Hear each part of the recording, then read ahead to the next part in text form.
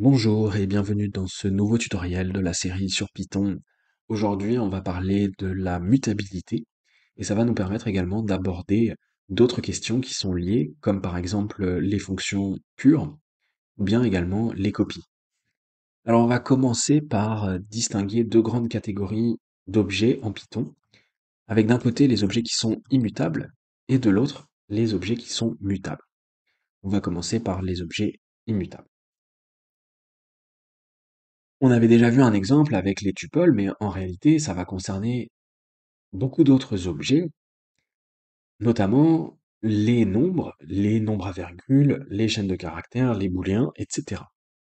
Alors pour bien comprendre de quoi il s'agit, on va commencer par créer une variable, et ici on va utiliser un objet immutable, on va utiliser un nombre. Au niveau de la valeur, on va mettre 1000, et ensuite on va créer une deuxième variable, et au niveau de sa valeur, on va lui passer la référence de la première variable. Ensuite, on va venir afficher la valeur des deux variables. On va venir également afficher la comparaison entre les deux variables avec une relation d'égalité. Ensuite, on va venir afficher les identifiants des deux variables. En Python, on a une fonction id qui va retourner un identifiant correspondant à l'emplacement dans la mémoire que référence la variable. Ensuite, on va à nouveau comparer nos deux variables avec cette fois-ci une relation d'identité. Pour ça, on utilise le mot-clé is. On exécute le script, et sans surprise, on voit que nos deux variables ont bien la même valeur. Les deux variables valent 1000, donc forcément, au niveau de la relation d'égalité, on obtient true, puisque les deux variables ont la même valeur. Ensuite, on remarque que nos deux variables ont le même identifiant. Autrement dit, nos deux variables font référence au même emplacement dans la mémoire. Pour l'instant, il n'y a qu'un seul objet dans la mémoire dont la valeur vaut 1000, et nos deux variables, price1 et price2, pointent vers ce même objet. Et donc, c'est la raison pour laquelle ici, on obtient le même identifiant, puisqu'il n'y a qu'un seul objet dans la mémoire. Et donc forcément, également, au niveau de la relation d'identité, on obtient également true, puisque les deux variables référencent le même objet dans la mémoire. Alors ensuite, on va rajouter une ligne de séparation, et on va simplement prendre la deuxième variable et on va venir incrémenter sa valeur. Ensuite, on va copier les lignes de code avec les fonctions print, on va exécuter à nouveau le script, et forcément, dans ce cas, nos deux variables ont des valeurs différentes. La première vaut 1000 et la deuxième vaut 1001. Et donc au niveau de la relation d'égalité, comme les valeurs sont différentes, on obtient false. Et on remarque également que cette fois-ci, on a deux identifiants différents. Alors ce qu'il faut comprendre ici, c'est que lorsque on a incrémenté la valeur de la variable price2, on est venu créer un autre objet dans la mémoire pour stocker la valeur 1001. Et donc il y a bien à ce stade deux objets différents dans la mémoire, et les deux variables référencent des objets différents. Donc forcément, au niveau de la relation d'identité, on obtient false, puisque les deux variables pointent vers des endroits différents de la mémoire. On va venir rajouter une ligne de séparation, et on va reprendre notre variable price2, et on va venir décrémenter à nouveau. On va copier les lignes de code avec la fonction print, et cette fois-ci, comme on a décrémenté, on retrouve la même valeur pour les deux variables. On obtient bien 1000 pour price1 et price2. Et donc forcément, comme la valeur est la même, eh bien, au niveau de la relation d'égalité, on obtient true. Par contre, comme on avait créé précédemment un nouvel objet dans la mémoire lorsque on était venu incrémenter ici, eh bien, à ce stade, on a toujours deux objets à deux endroits différents dans la mémoire. Et donc les identifiants sont toujours différents. Et forcément, comme on a deux objets différents dans la mémoire, on obtient également false au niveau de la relation d'identité. Donc même si nos deux variables ont la même valeur, 1000, on a bien deux objets différents dans la mémoire. Alors que faut-il déduire de tout ça? Eh bien, ce qu'il faut déduire, c'est que les nombres sont immutables. Ici, lorsque on vient incrémenter la valeur de la variable price2, on vient créer un nouvel objet dans la mémoire. Autrement dit, on ne vient pas modifier l'objet de départ qui était référencé à la fois par price1 et price2. Cet objet-là, il est resté tel quel, il n'a pas été modifié. Et donc, il est immutable. Et ça va concerner de nombreux types en Python. On va avoir notamment les nombres, comme on vient de le voir, mais également les nombres à virgule, les chaînes de caractères, les tuples, les booléens, le type non, etc. Alors maintenant, on va pouvoir regarder la deuxième grande catégorie d'objets, à savoir les objets mutables. Et on va prendre un exemple assez similaire au précédent, sauf que cette fois-ci, on va utiliser un objet mutable. Par exemple, on va utiliser une liste.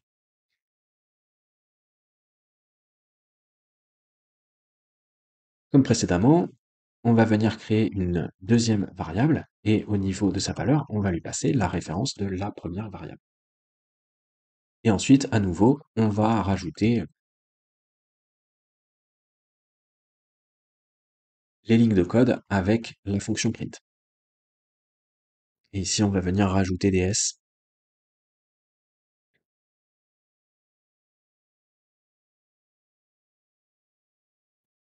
comme ceci.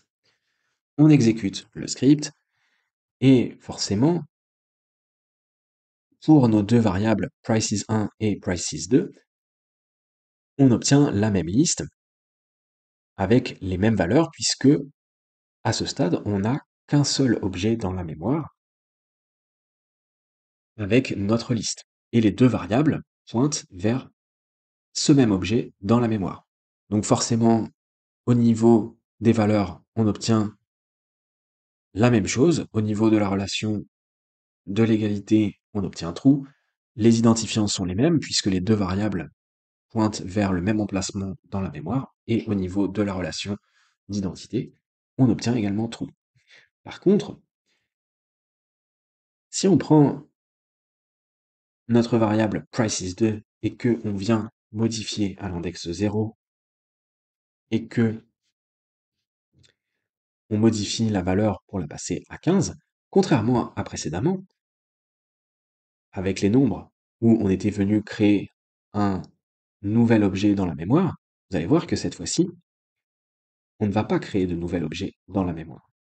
On exécute le script, et effectivement, on voit qu'on a toujours une relation d'identité avec une valeur qui vaut true, on a toujours le même identifiant, et par contre, lorsque on regarde la valeur pour la variable prices1 et prices2, on voit que à l'index 0, on a 15 pour les deux.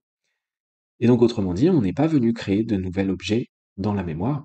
Les deux variables continuent de référencer la même liste, seulement on est venu modifier cette liste par l'intermédiaire ici de la variable prices2, mais on n'a toujours qu'une seule liste dans la mémoire. Et donc, comme on a pu la modifier, cette liste, eh bien, on parle dans ce cas d'objet mutable.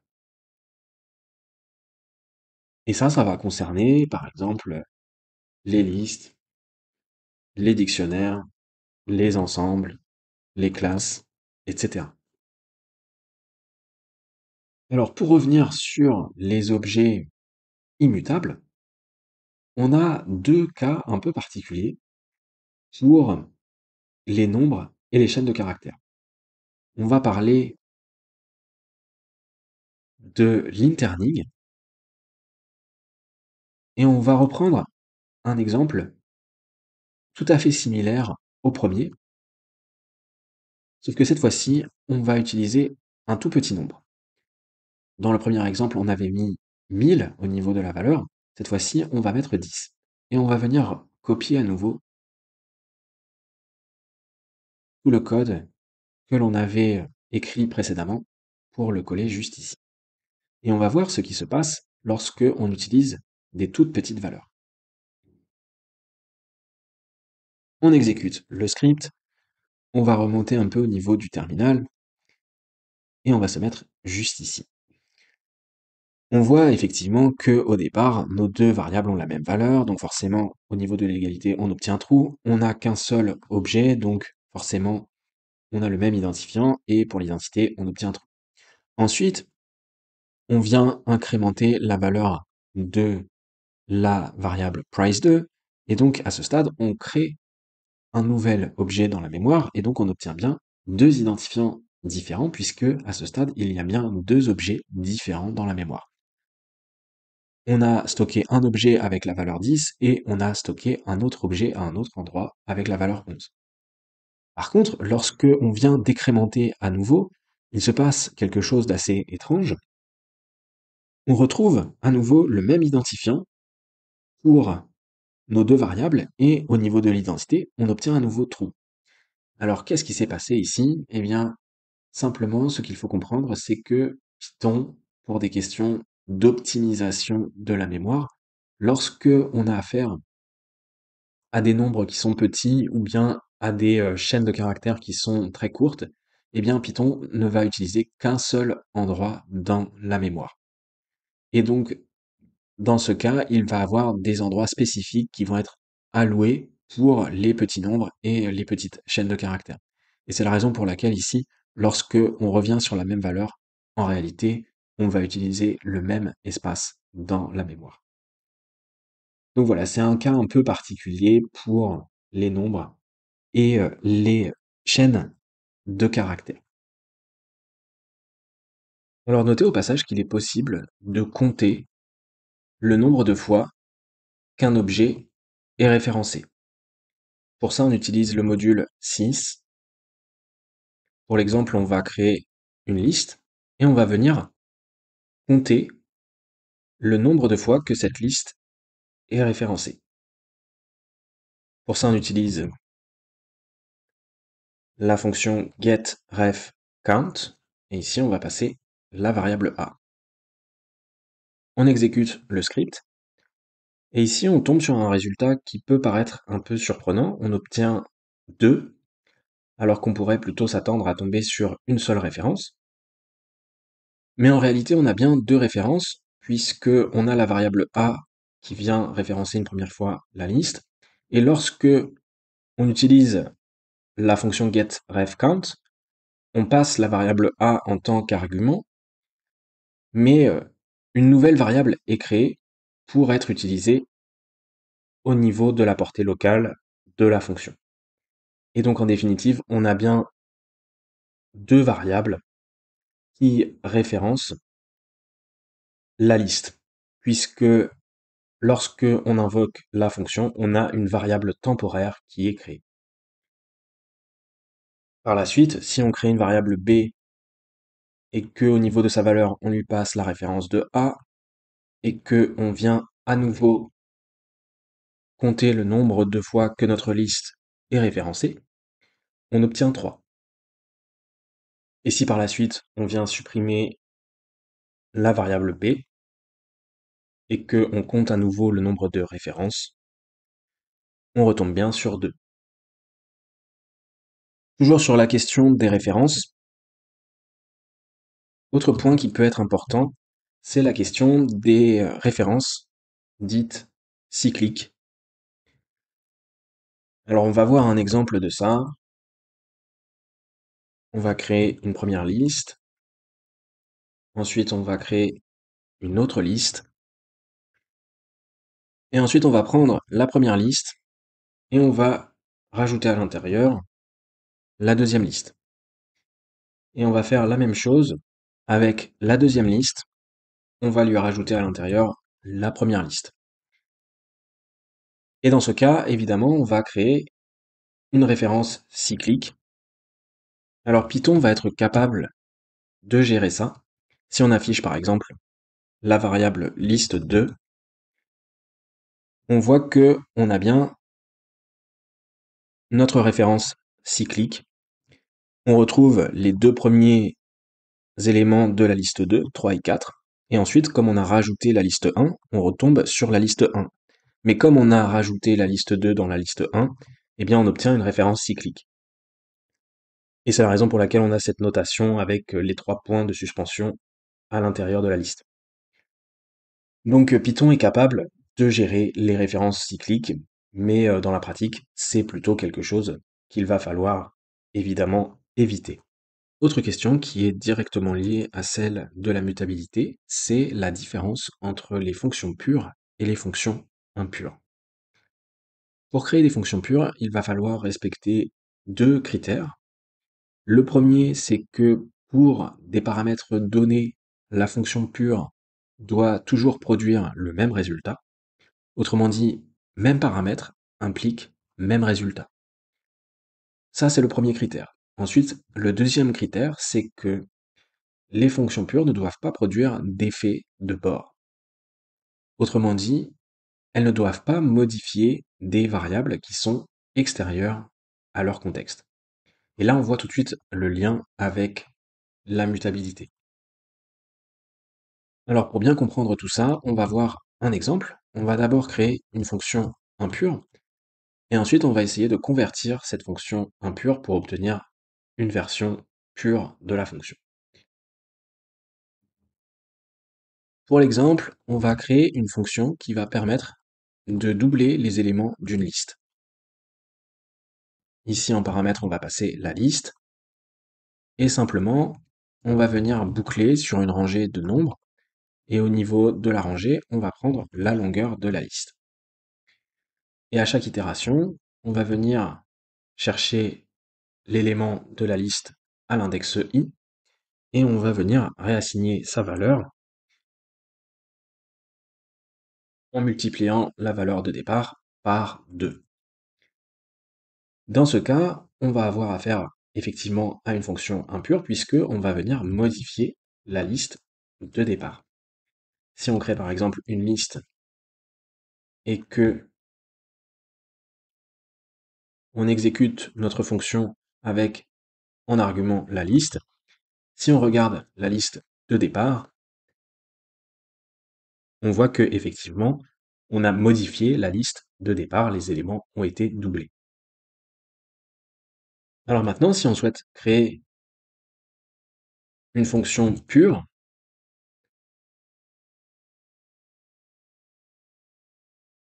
on va définir une nouvelle fonction, à nouveau en paramètre, on va passer une liste, sauf que cette fois-ci, on va retourner une nouvelle liste. Pour ça, on va utiliser une compréhension. À chaque fois, on va venir doubler les éléments, et on va faire ça pour tous les éléments de la liste qui est passée en paramètre. Et dans ce cas, comme on crée une nouvelle liste qui est retournée par la fonction, eh bien, on a affaire à une fonction pure, puisque cette fonction ne va pas modifier la liste de départ. Alors on va montrer tout ça, on va venir créer une liste de départ, ensuite on va venir utiliser notre fonction pure, on va passer la liste, et dans ce cas, on a une fonction qui retourne une nouvelle liste, alors on pourrait stocker la nouvelle liste dans une variable, et ensuite on va venir afficher la liste de départ et la liste retournée par la fonction. Et on voit que la liste de départ n'a pas été impactée par l'usage de notre fonction, donc on a bien affaire à une fonction pure. Alors notez au passage, on l'a vu à diverses reprises dans la série, que parmi les méthodes et les fonctions intégrées à Python, on a parfois des versions des fonctions qui vont être pures et d'autres versions qui vont être impures. On avait vu par exemple la méthode sort sur les listes qui va venir modifier directement la liste de départ. Tandis que la fonction globale sorted va créer une copie et va modifier la copie et donc laisser la liste de départ intacte. On avait vu également des exemples avec les méthodes sur les ensembles. Alors on va revoir quelques exemples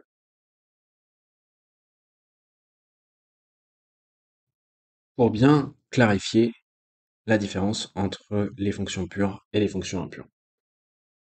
Ici, je vais venir coller deux ensembles. Et si on prend par exemple l'ensemble C, on pourrait utiliser la méthode intersection et passer ici en argument l'ensemble D. Cette méthode, elle va nous retourner un nouvel ensemble qui va contenir à l'intérieur les éléments qui sont à la fois dans C et dans D. Et dans ce cas, on a bien affaire à une méthode pure puisque on va créer un nouvel ensemble. Autrement dit, l'ensemble C sur lequel on applique la méthode n'est pas modifié.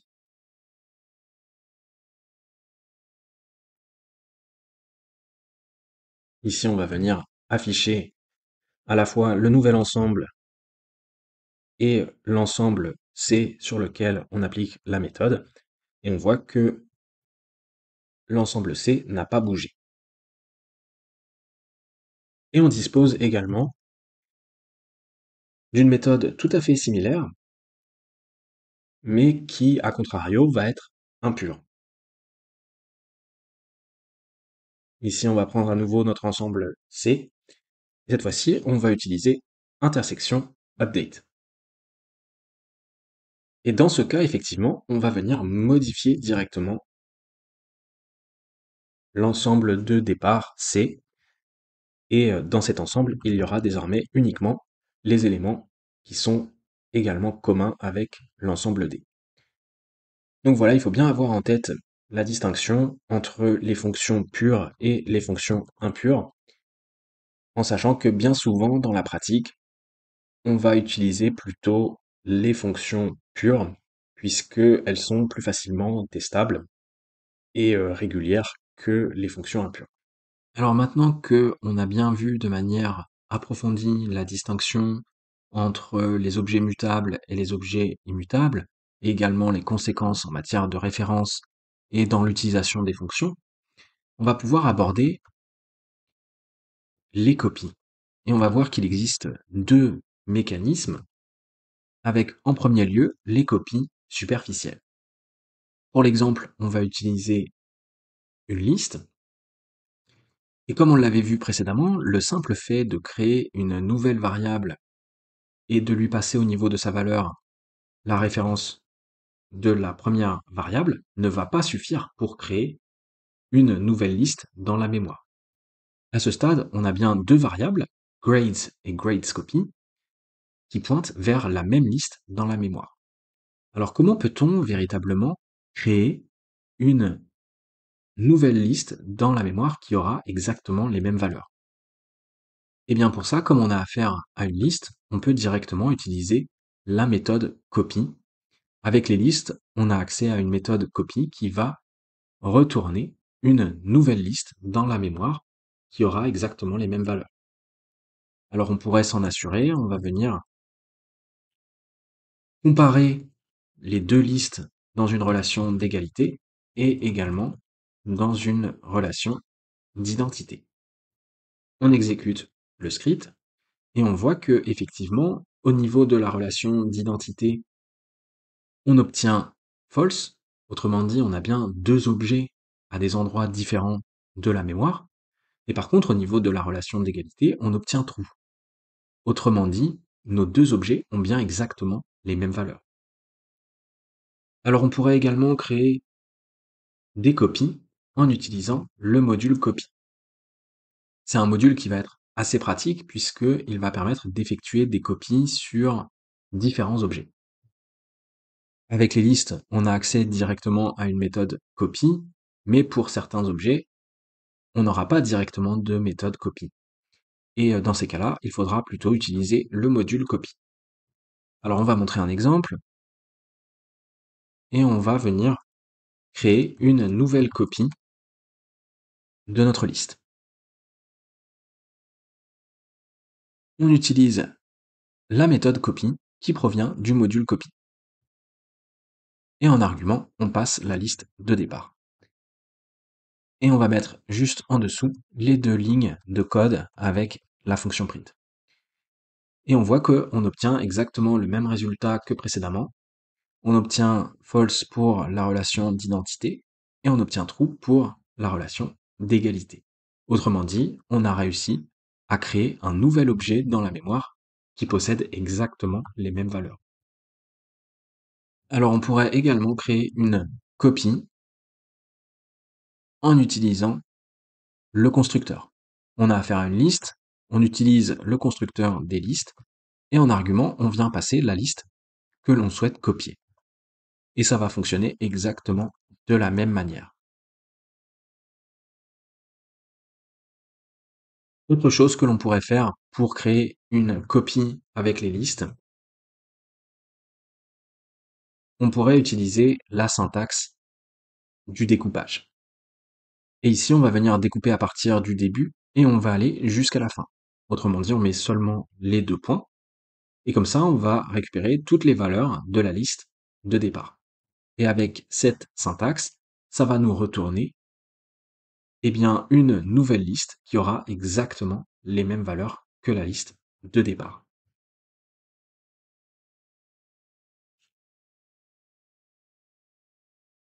Pourtant, vous allez voir que dans certains cas, les copies superficielles ne vont pas suffire.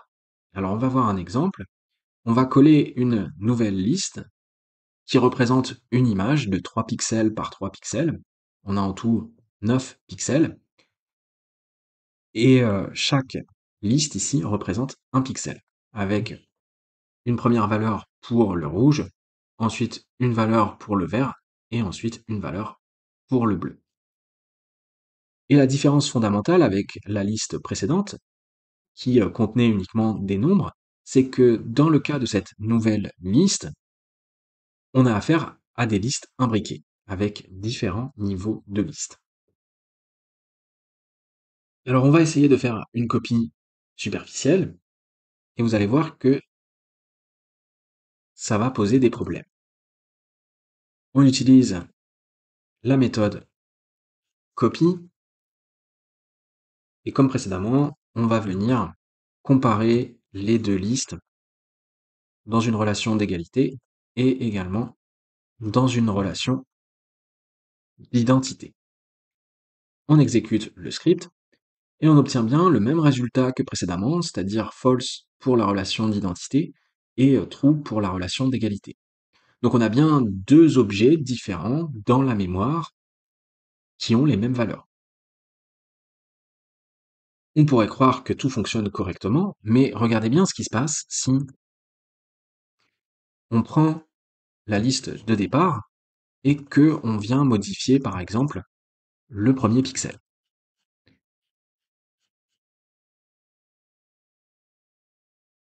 Ensuite, on va venir afficher la liste de départ et on va également afficher la copie. On exécute le script et on remarque que pour le premier pixel, que ce soit dans la liste de départ ou bien dans la copie, on a au niveau des valeurs 50, 50, 50. Autrement dit, le fait de modifier le premier pixel de la liste de départ a également impacté le premier pixel de la liste d'arrivée. Et pourtant, on a bien affaire à 2 listes différentes. On a bien 2 objets distincts dans la mémoire, puisque ici, au niveau de la relation d'identité, on obtient false. Alors, comment expliquer ça? Eh bien, c'est simplement parce que lorsque on utilise la copie superficielle, on vient bien créer une copie de la liste principale, mais par contre, pour les sous-listes, les listes imbriquées, on ne crée pas véritablement de copie de chacune de ces listes. On vient seulement copier les références.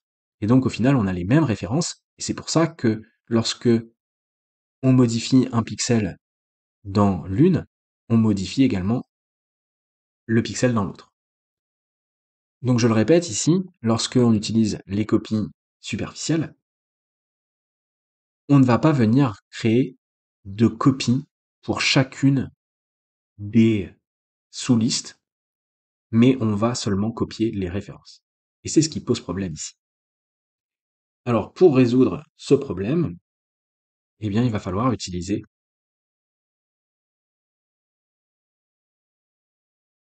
les copies profondes.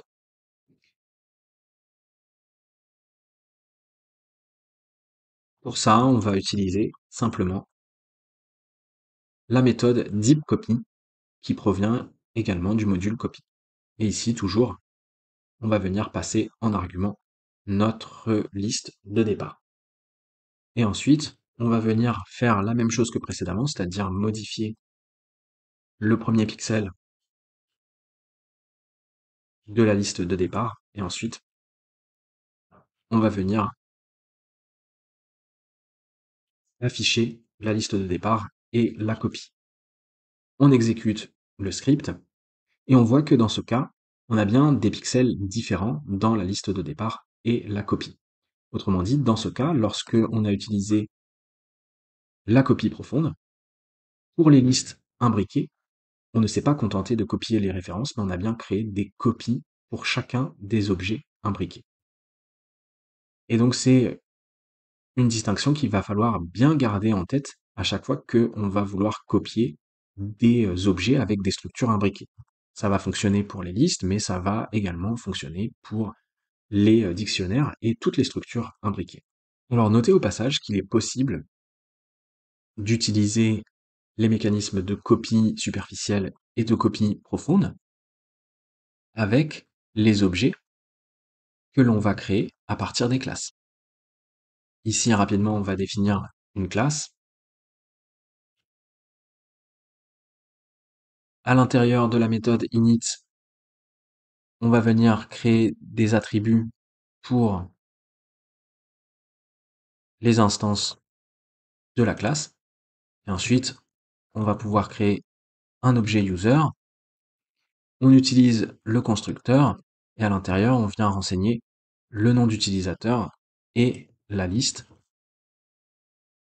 des permissions. Et on pourrait tout à fait créer des copies de notre objet user.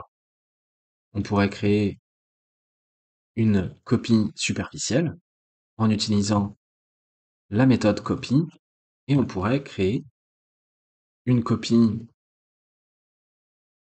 profonde en utilisant la méthode deepcopy. Et ça va fonctionner exactement comme précédemment. Et l'avantage avec les classes, c'est que on va pouvoir utiliser des méthodes magiques pour redéfinir le comportement de la copie superficielle et de la copie profonde. Alors si vous avez besoin d'un rappel sur les méthodes magiques, n'hésitez pas à aller regarder d'abord la vidéo précédente où on parle véritablement des méthodes magiques et où l'on vient expliquer à quoi elles correspondent. Mais simplement ici, on va avoir accès à deux méthodes magiques, la méthode copy pour les copies superficielles et la méthode magique deepcopy pour les copies profondes. Et grâce à ces deux méthodes, on va pouvoir redéfinir les mécanismes de copie superficielle et profonde. Par exemple, on pourrait fournir une nouvelle implémentation pour la copie profonde.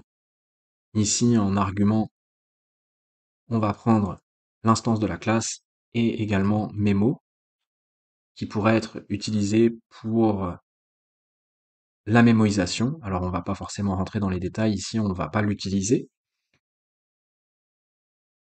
Mais simplement, on va effectivement créer un nouvel objet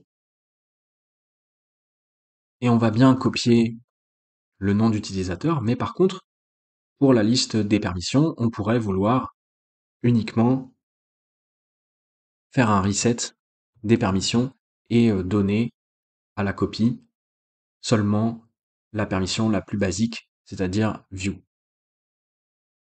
Et ensuite, une fois qu'on a créé notre copie, on va venir la retourner comme ceci. Et dans ce cas, comme on a proposé une implémentation pour la méthode magique deepcopy, à chaque fois qu'on va utiliser la fonction deepcopy à partir du module copy en passant des objets user, eh bien c'est cette méthode qui va être maintenant déclenchée. Alors on pourrait vérifier que tout fonctionne correctement. Ici, on va venir afficher les permissions de l'utilisateur et on va également afficher les permissions de l'utilisateur qui a été copié en utilisant la copie profonde. On exécute le script et on voit que effectivement au niveau des permissions de l'objet qui résulte de la copie profonde, on a seulement view puisque on a défini notre propre implémentation pour la copie profonde et dans notre cas, on fait un reset des permissions. Donc ça peut être très utile d'utiliser les méthodes magiques lorsque on a besoin d'une implémentation spécifique pour les copies. Alors pour terminer cette vidéo, on va conclure en abordant la question des références faibles, qui vont nous permettre de pointer vers un objet sans pour autant empêcher sa suppression. Pour l'exemple, on va imaginer un système de cache, on vient définir une classe, on crée la méthode init, et on vient initialiser notre cache avec un dictionnaire vide. Ensuite, on rajoute une méthode add. En paramètre, on vient passer une clé et l'objet que l'on souhaite rajouter dans le cache. On vient chercher notre cache. On utilise la clé qui a été passée en paramètre et au niveau de sa valeur, on vient renseigner l'objet. Et ensuite, on va définir une méthode get pour récupérer un objet à partir du cache. Et on vient le chercher en utilisant la clé. Ensuite, on va venir initialiser notre cache et on pourrait rajouter un objet à l'intérieur du cache. Par exemple, on va rajouter l'objet user que l'on a créé juste au-dessus. Au niveau de la clé, on va mettre user1 et on passe notre objet user. Ensuite, on pourrait récupérer notre objet à partir du cache en utilisant la méthode get. Et le problème qui se pose ici, c'est que si on vient supprimer notre objet user comme ceci, en réalité, notre objet est toujours présent dans la mémoire puisque il y a une référence de l'objet dans le cache. Alors on pourrait s'en assurer, on va venir dupliquer la ligne de code avec la fonction print, on exécute le script, et on voit bien qu'on a toujours notre objet dans la mémoire, malgré le fait qu'on ait supprimé la référence ici avec la variable user, en réalité, l'objet est toujours présent dans le cache. Alors comment éviter ce genre de problème? Eh bien, on pourrait utiliser les références faibles. On vient importer le module weakref. Et ici, au lieu de passer directement l'objet,